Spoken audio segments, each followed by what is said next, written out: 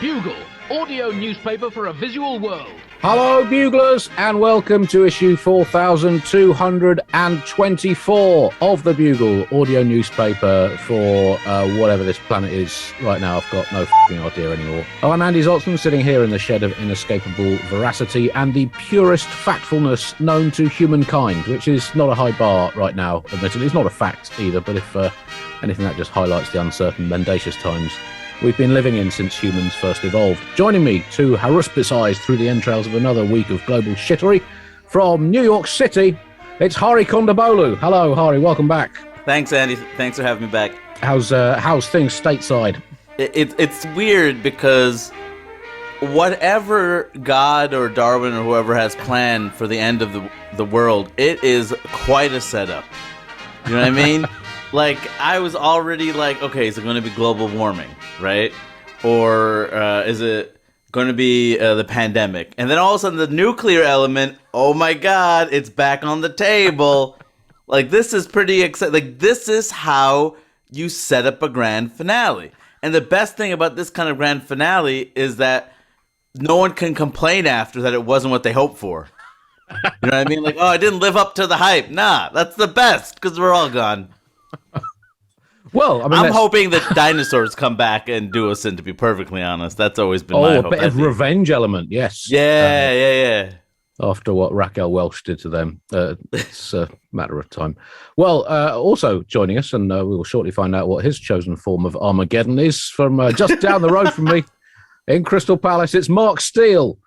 Hello. Hello, Mark. I mean, how would you like the world to end? What's your sort of optimum form? Well, not like this, because Vladimir Putin said that when he put the nuclear missiles on his extra high alert, the reason was Liz Truss, the foreign secretary, the current bloody ineptitude that is Liz Truss, the foreign...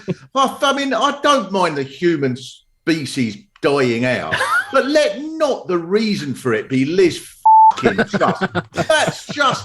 That's appalling. Millions of years of humanity, civilizations, Rome, Egypt, Persia, Alexander the Great, Beethoven, fucking Muhammad Ali, the invention of things like curling, everything, beekeeping, all we've done ended because of fucking Liz Truss. That'd be like if you found out that dinosaurs didn't die out because of an asteroid. It was just there was one really stupid, ignorant stegosaurus, Kevin, who just went, I'm going to walk over there. Don't go over there. I'll fucking nearly tripped over and bloody upset a nest of pterodactyls and punching a brontosaurus. And within half an hour, everyone was dead because of this one fucking twatty stegosaurus.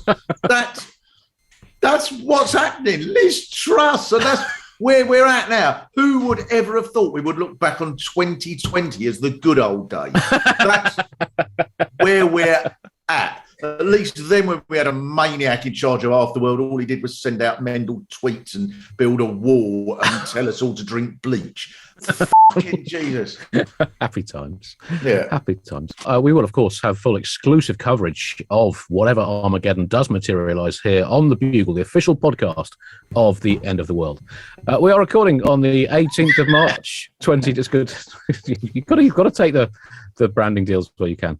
It's the 18th of March, 2022. On this day in 1965, the Soviet cosmonaut Alexei Leonov performed the first ever spacewalk, a 12-minute, 9-second zero-gravity poodle outside the Voskhod 2 commie craft. He said the famous words, "One small toddle about for a man, one symbolic Cold War propaganda victory for all mankind." Maybe not all mankind. However, due to the latest retrospective sanctions against Russia from the international community, Leonov has now been disqualified, as has his fellow crew member Pavel Belyayev. The Voskhod 2 shall now be known as Rocky the Rocket 2, and the International Space Agency has reattributed the mission to the reigning Wimbledon singles champions of the day, Roy Emerson of Australia, and Brazil's Maria Bueno, who posthumously has the honour of being the first person to have walked in space, to her 7 Grand Slam singles and 12 doubles titles. In other retroactive cultural sanctions, the works of Russian literary giant Alexander Pushkin have been assigned to children's author Lucy Cousins, to whose oeuvre of popular works featuring Maisie Mouse can now be added masterpieces of the 19th century canon, including smash hit verse novel Yevgeny Onegin, The Undertaker, which of course is a famous short story about the professional wrestling scene in 1830s Yaroslav, and Pushkin's no-holds-barred autobiography, When Pushkin Comes to Shovkin, plus his posthumously written self-help tome, How to Lose a Duel and Die Senselessly in Your Prime. Lucy Cousins is also now the author of Pushkin's smash hit historical play, Boris Godunov. Its sequel, Boris, clearly not Godunov, is currently running interminably in London.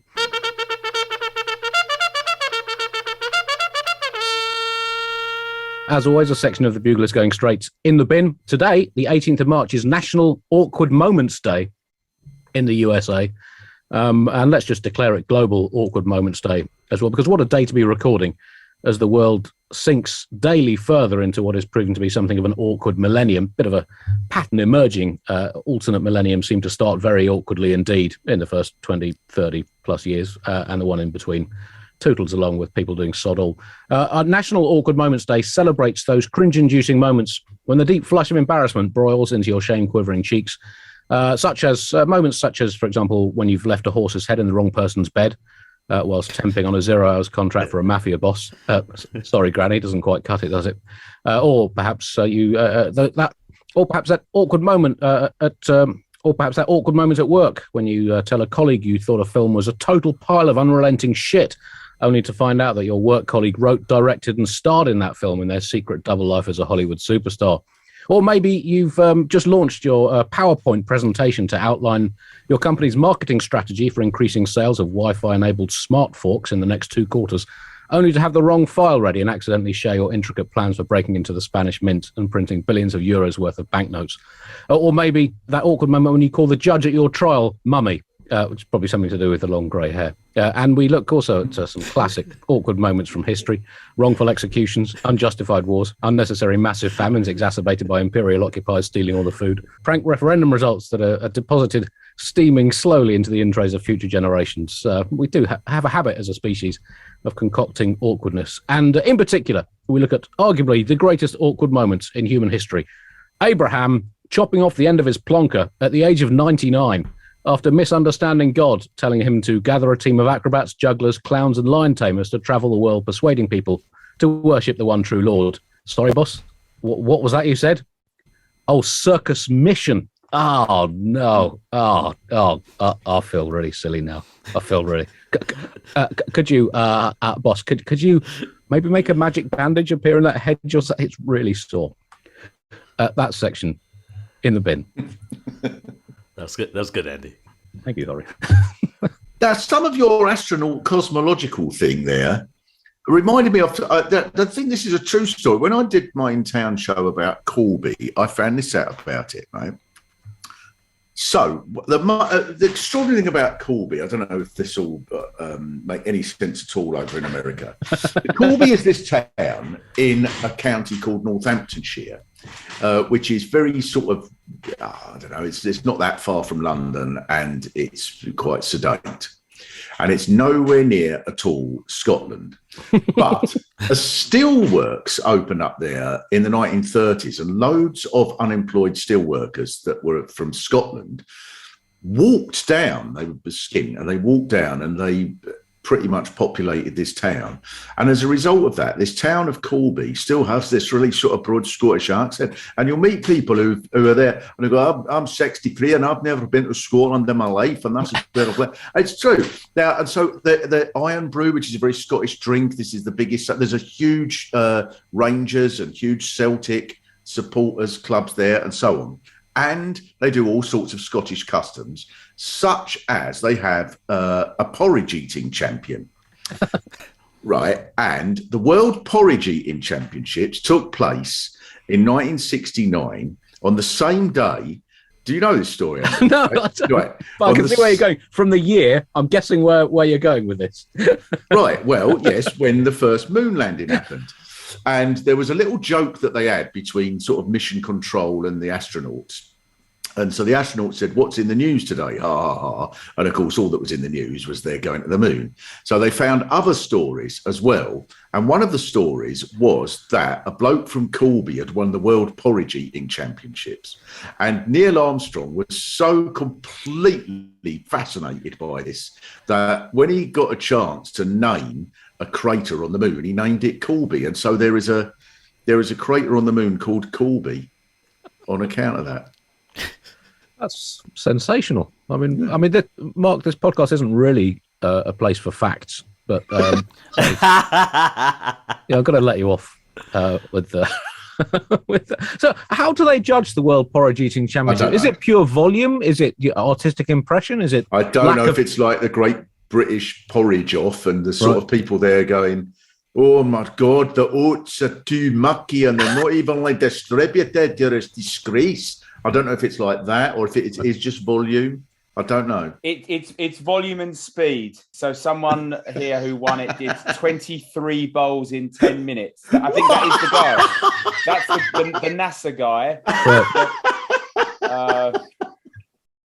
23 bowls in 10 minutes. But how big's the bowl, though? Yes. Yeah. Not a washing up bowl. It's not specific. How big's the spoon? Yeah, a normal bowl. That's wrong, isn't it? Well, there we are. Let's ask if he's still alive. We know the answer to that. You can't.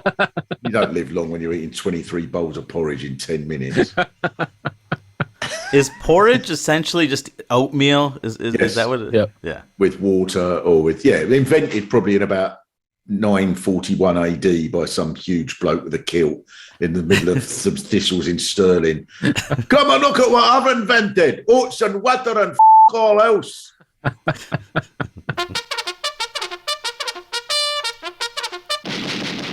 Top story this week. The retro cat-headed Cold War country that is Putin's Ukraine expedition power clogs on. The Gremlin from the Kremlin still hasn't really read the room or indeed the world, and has been once again proving his lack of mastery of the delicate arts of public relations by, amongst other things, bombing a theatre full of sheltering children, which seldom works from a PR point of view. It's been a bleak few weeks. How have you both been? Enjoying the onset of what may be World War III, and as we mentioned earlier on, full Armageddon. There's a relief in it. I just wish they'd rip the bandage off sooner. Do you know what I mean? It's the anticipation that gets to you. Like, are we still doing this? Do I still got to pay rent? Do I still have to pay taxes? Can I just let it go? Like, it would. I don't need all the thinking. Like, I just like it to be done with if it's going to happen. I'm talking about nuclear annihilation. Right. Mark, it's quite hard to see any sort of strategic plan from Putin's point of view, because it seems to make even less strategic sense for Russia now than it did when it began, and it already made not just no sense, but sort of inverse sense. I mean, what do you think what's his game? Well, that's probably crazy, isn't it, to try to work out what he's doing? It's like sort of it'd be like watching maybe you know when you've sort of sprayed a fly and it's not quite done the job, but the fly's just whizzing in all directions. Right. Imagine then if you sat round, if all the world's top experts at everything sat round going, what do you think the fly is aiming to do next? It's probably like that, isn't it?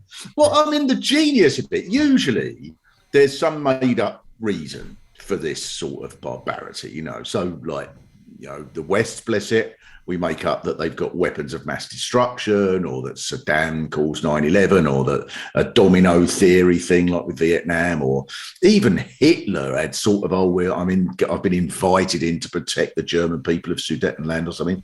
But Putin is just, I want more things. And it's just, that's it. He's not even trying, is he?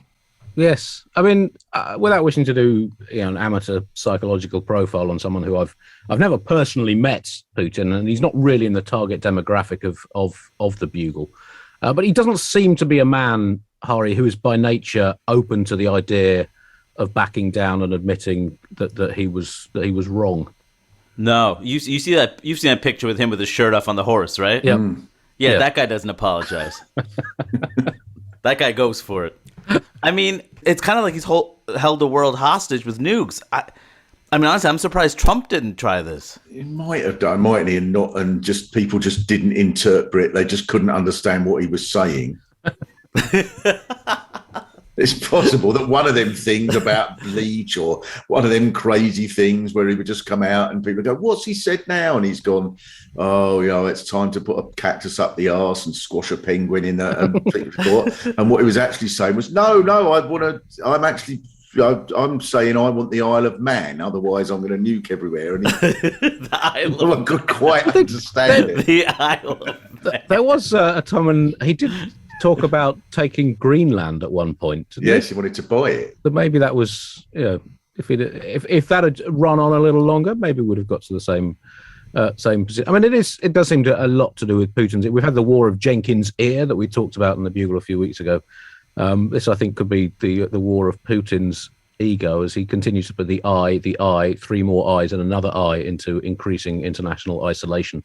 Volodymyr Zelensky, Hari, talked to the US Congress this week. He gave a 16-minute virtual address. There's the stand-up comedian in him. Basically, 16 minutes of stuff usually equates to a 20-minute set. But his material at the moment not getting a lot of laughs. He was supposed to do 10 minutes, but he burnt the light. Went way over his time.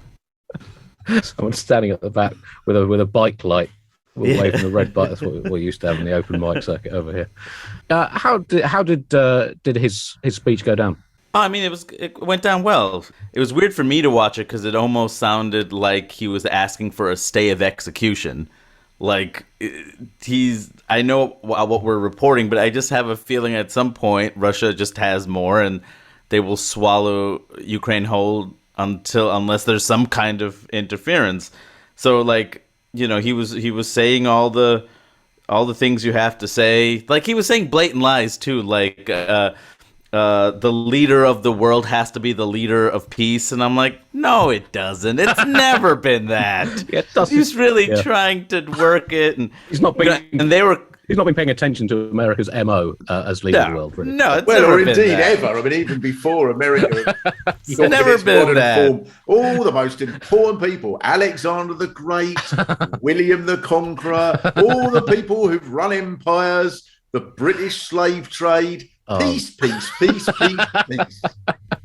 Also, the leader of peace always gets killed really young. I mean, that's always been the way that works. So it's not really. Anyway, it was strange. I mean, the Congress kept clapping every time he said something, about being resolute and what they're fighting for and stuff. And it was a weird kind of thing to see them clap constantly, both sides, as if to say, yes, this is wonderful. We are not going to do anything. We will continue to clap, but we will do nothing to help you. Please enjoy this extended applause.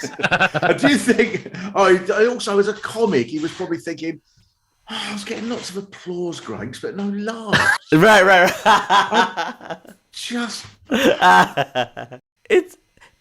They're actively trying to kill him. And it's a strange thing to do a press conference when people are actively trying to kill you. It's like if the Roadrunner just stopped for a second, looked around for Wile E. Coyote, and then took a bunch of questions. Like, this is not the best time. But he had to do it. Like, he's, and it was because initially, I'm like, he was just wearing a T-shirt. So I'm like, why does he look like a hip young tech CEO? And then I realized, because he's in an actual war.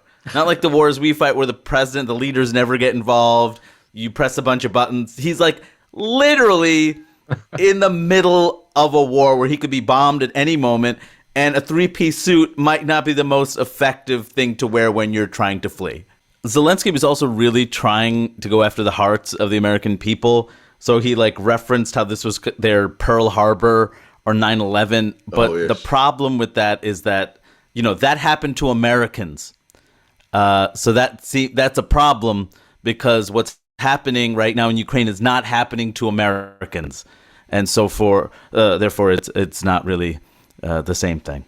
Also, he started referencing other American things: Pearl Harbor, 9/11, Martin Luther King. Mount Rushmore. I believe he mentioned the Rocky movies, Thriller, and the McRib. All desperate attempts to try to get Americans on board. He did similar things with the UK. He mentioned Churchill and Shakespeare. And then when he did Canada, he paused for a second and he said, Canada has a very nice personality. So a little something for everybody. Take that, Canada. Is he doing it for everyone? Like Malta? He had for Malta. I reckon he'd go Tony Drago, snooker player. That's what I call that.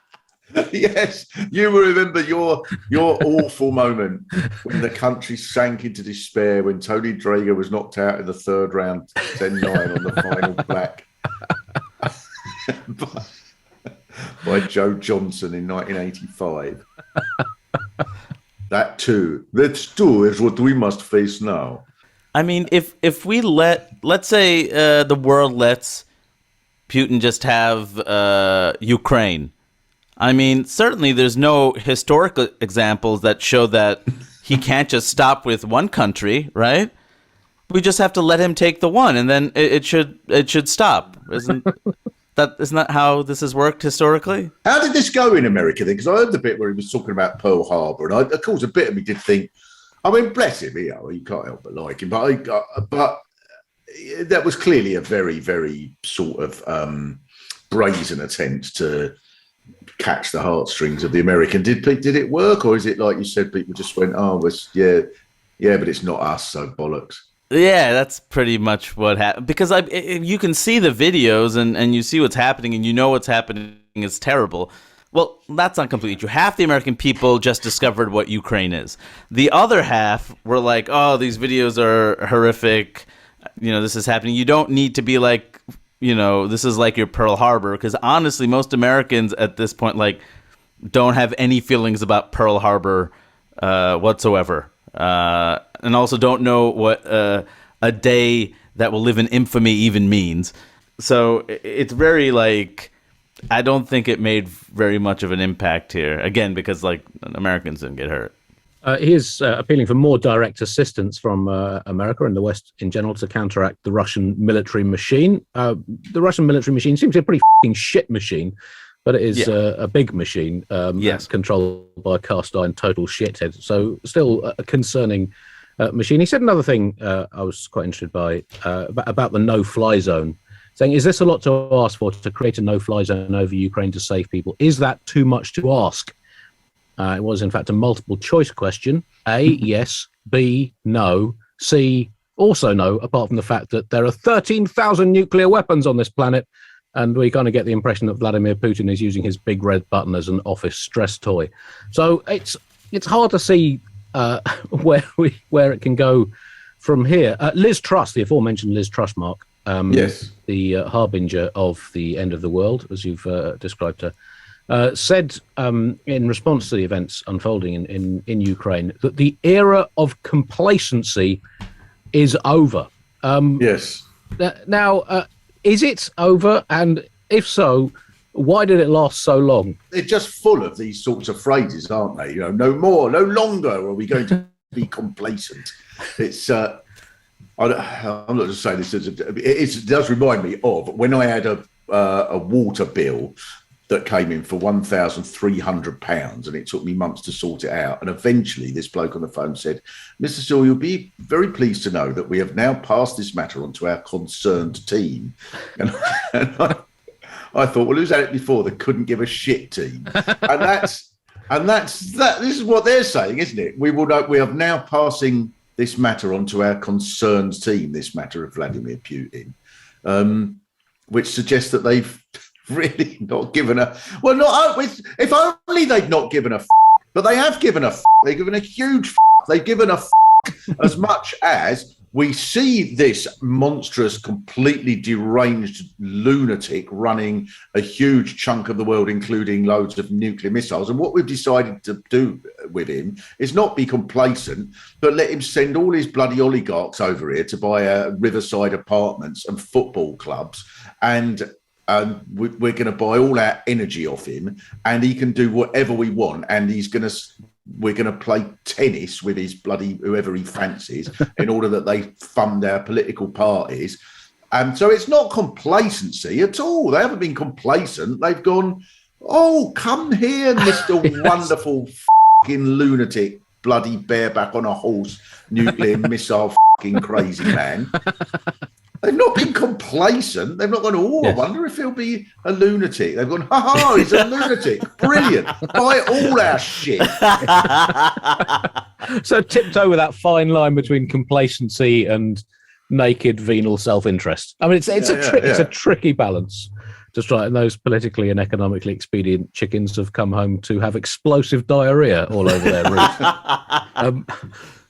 Liz Truss also said that this represented a paradigm shift, right. Which is polite talk for we've f***ed up good and proper. So interesting times for the world. Do you think she knows what that means? No one knows what it means. What do you know? What is a paradigm, Mrs. No one knows. It's a term that's used to cover up the fact that no one knows what it means.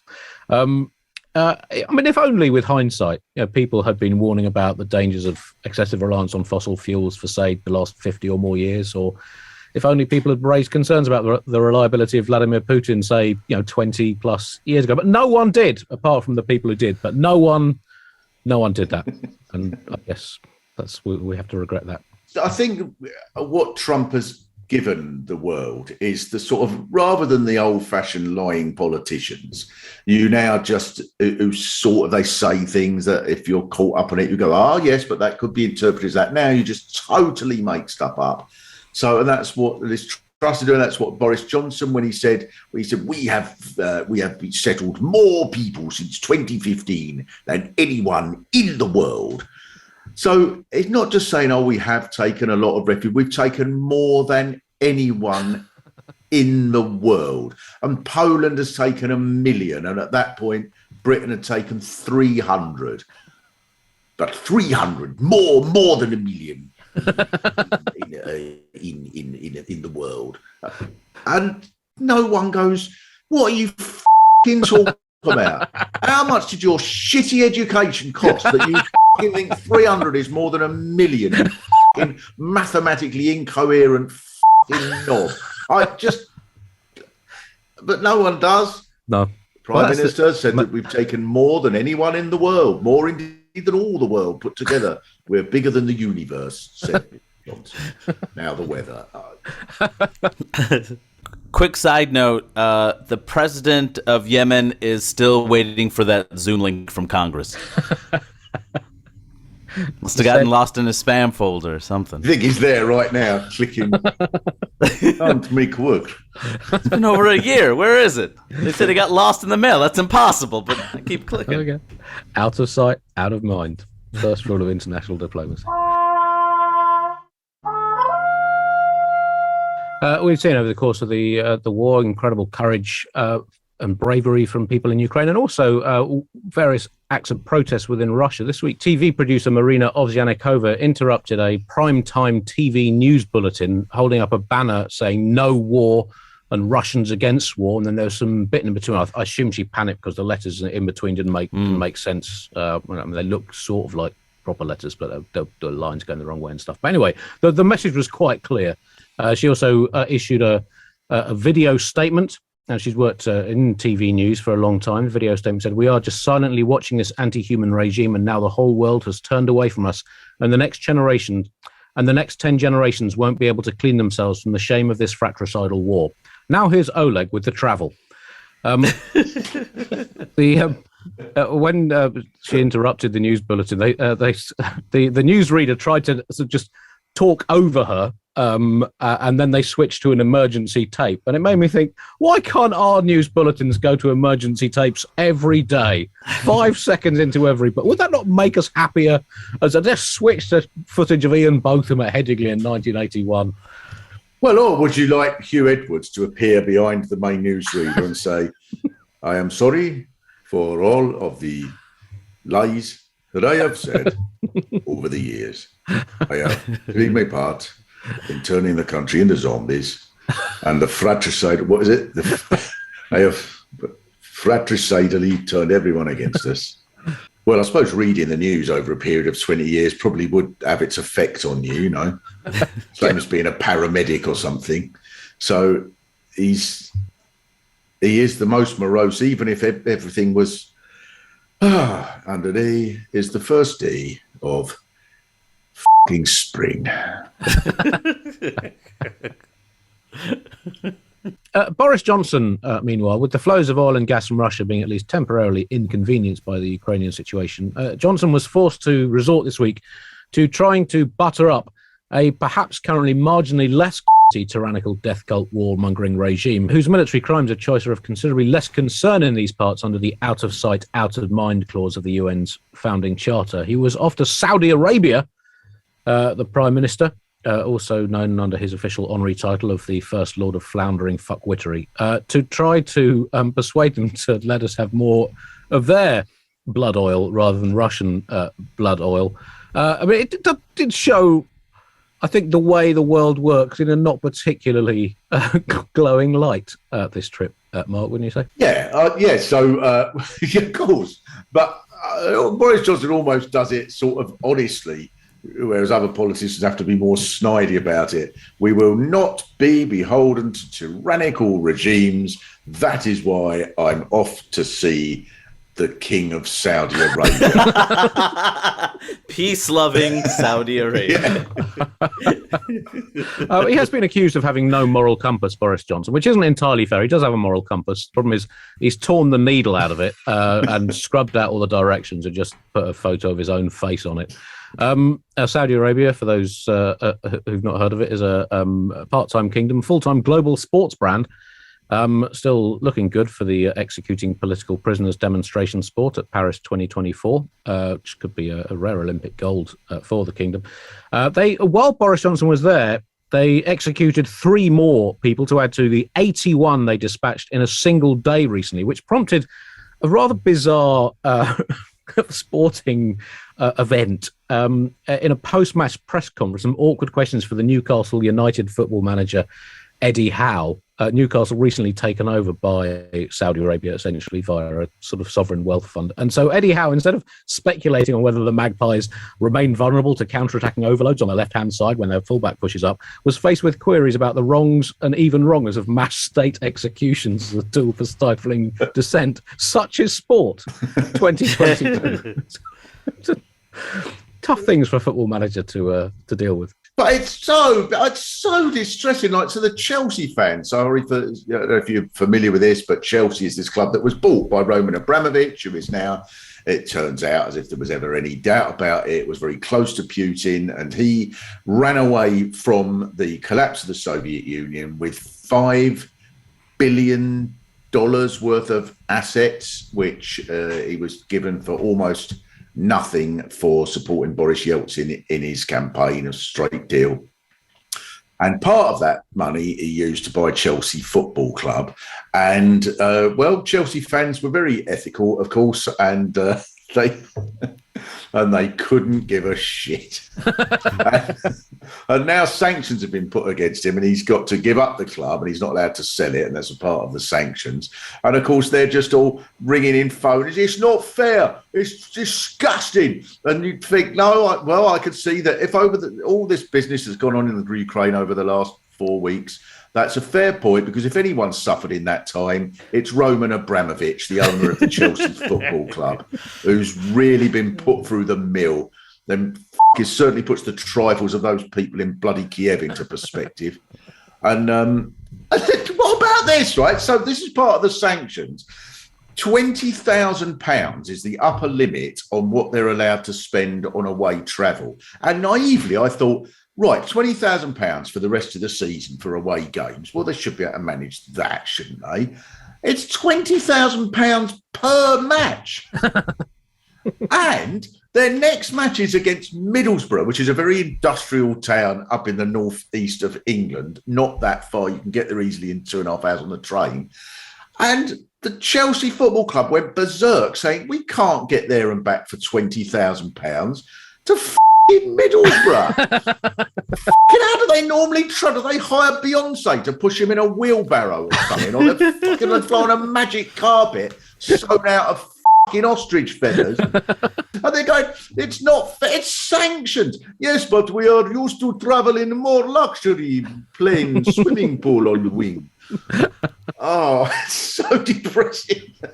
Not one of them. They don't even go, I understand that people in Ukraine are suffering. I don't give a about them. Our football club. Now we can't play in the Champions League and with the take the masseuse. We've got to leave them behind. Yeah, so no more transfers for Chelsea for the foreseeable future. But moving on to a transfer that did happen in the 1970s, the transfer of 1,500 tanks from Britain to Iran, which is... This is an extraordinary story. So two British Iranian prisoners, Nazanin Zaghari-Ratcliffe and Anousheh Ashouri, have been released finally this week after 5 and 6 years in Iranian prisons, irrespectively. I think I got them the wrong way around. So, but anyway, years. Let's just say years in Iranian prisons. And essentially what seems to have happened is that Britain has finally paid a £400 million debt to Iran dating back to the 1970s for undelivered tanks. This is just one of the strangest stories. There was an element. It's a really good news story. It's just on the personal level of Nazanin Zaghari-Ratcliffe finally being reunited with her husband and young daughter, and Anousheh Ashouri with his family. But quite how it all came about is just totally a £400 million debt for undelivered tanks. I think the most astonishing thing, or the most telling thing about this story. So for people who don't know, so she was a project manager, Nazanin Zaghari-Ratcliffe, who went to Iran, from which she first came, to visit her parents, and then was arrested at Tehran airport on the way back and was charged with spying, which she clearly wasn't spying. She was a project manager. So that's very important for the main subplot of this story. So, and then she was just kept in jail for all this time. And all sides knew she wasn't spying. She was just kept sort of hostage, really, for this 400 million. And Britain never wanted to pay it and stuff. And then, and now suddenly, who would have thought for some reason Britain wants to be close to countries who've got lots of energy all of a sudden, just by coincidence, at the same time as the country that they were getting loads of energy from has gone full-scale mental and invaded somewhere. So clearly it's to do with that. And so, but one brilliant side issue of that, as you say, she came home this week, which is marvellous. But now this is the important subplot, because Boris Johnson was the Foreign Secretary 4 years ago when it was his job to go and meet the Iranian diplomats to discuss this. And he clearly had not read even the headlines of his briefing. And so he said to the Iranians, she was just a journalist. That's all she was doing, just here being a journalist. She wasn't a journalist. She was a project. It was nothing to do with anything at all. And the Iranians were saying she was a journalist and she was spying, which she absolutely, utterly wasn't.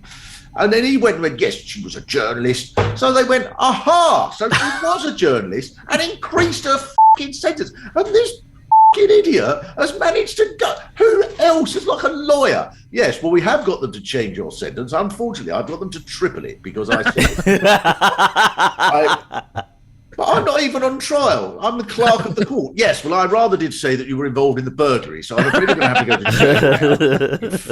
Fucking great moron. He's running our country. I mean, just the sooner Putin invades us and takes over here as well, the better. It's just so bad. And Priti Patel's probably thinking, I don't know why she's celebrating. I'll be deporting her again by the weekend. It's very, very, it's very marvellous in all sorts of ways, but for terrible reasons. Yeah. And I guess a lesson has been learned. Well, I mean, in terms of £400 million debts for undelivered tanks, never pay up front if you're buying 1,500 tanks. Surely You stagger those payments, do you? You stagger them. Well, you have them on a direct debit, you'd have thought. The IMF is probably so impressed with Iran. Like, way to get your money back. That is a shakedown. I wish we could hold people hostages. Oh, Yes. my God. Brilliant. I think if Nazanin wants to go away again, I'd suggest Bournemouth.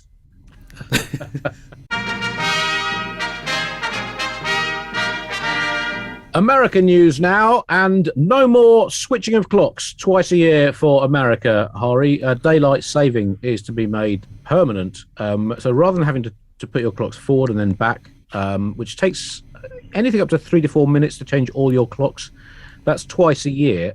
So, Hari, that's equivalent to almost 20 million hours lost in the USA changing clocks, assuming 200 million people do change their clocks. Obviously not everyone. And if they're all on a basic $1.5 million per hour salary like classic American Tom Brady, that's $30 trillion a year wasted changing clocks. So this is a huge turning point in American economic history, would you not say? Correct. Yes, plus it eliminates the excuse of, I'm sorry, I'm late. I forgot to turn my clock back or forward. And that has been useful for quite some time.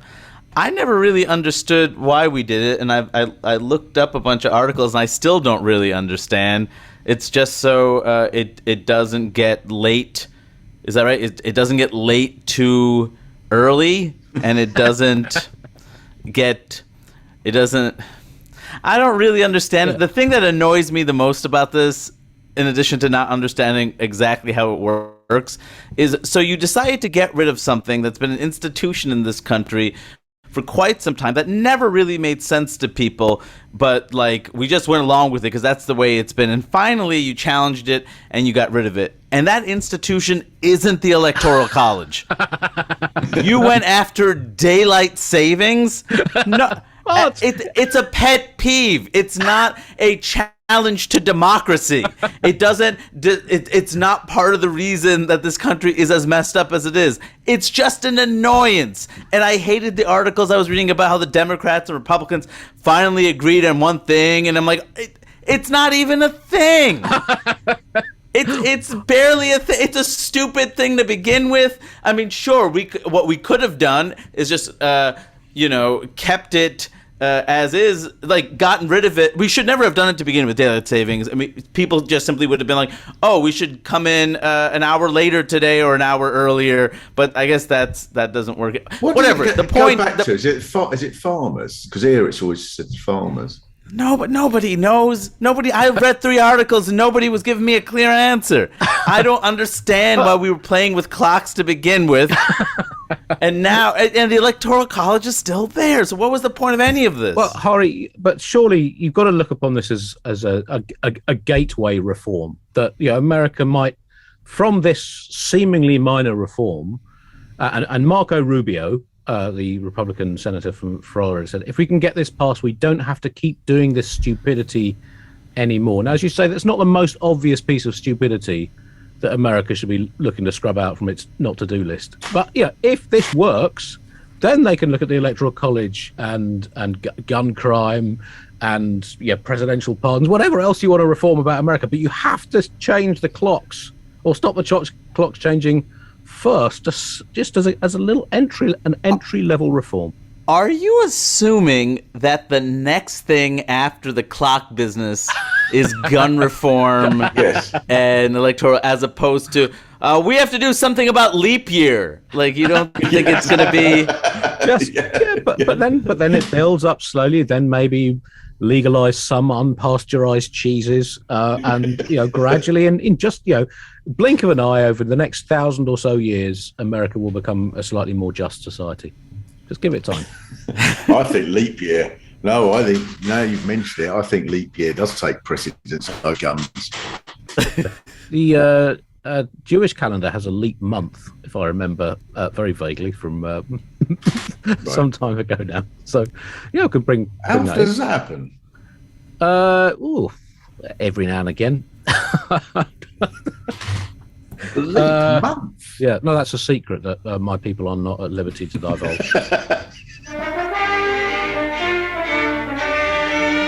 Well, that brings us to the end of this week's Bugle. No lies about our premium level voluntary subscribers this week because I have to dash off to do a tour show in Maidenhead, depending on when you receive this. Do come along to all of the rest of my tour gigs.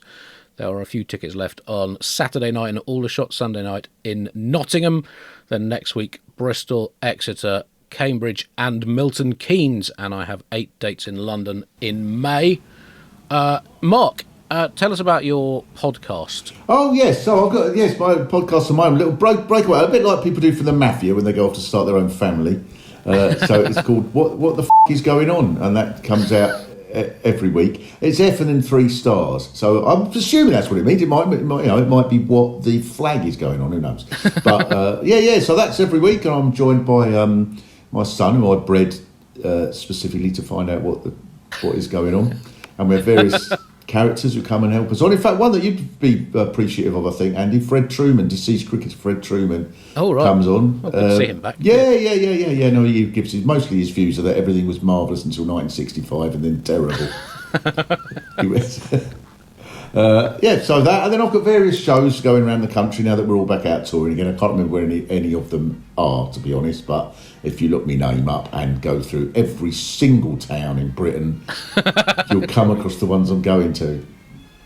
Ari, anything to plug? Yes, I'm on tour again. A lot of dates, but I'll just give you a handful. Washington, D.C., April 7th through 9th. Bloomington, Indiana, April 14th to 16th. Richmond, Virginia, May 19 to 21. If I survive Richmond, May 25th to 28th. San Francisco Punchline. I'll be all over Chicago, Toronto, Cleveland. I'm in Milwaukee next week at the Laughing Tap. I'll be all over the place. That just puts us so... I'm in Maidenhead. I'm in Tring. I've got Milwaukee, Toronto, Denver, Richmond, Chicago, San Francisco. Oh, I forgot to mention Hereford.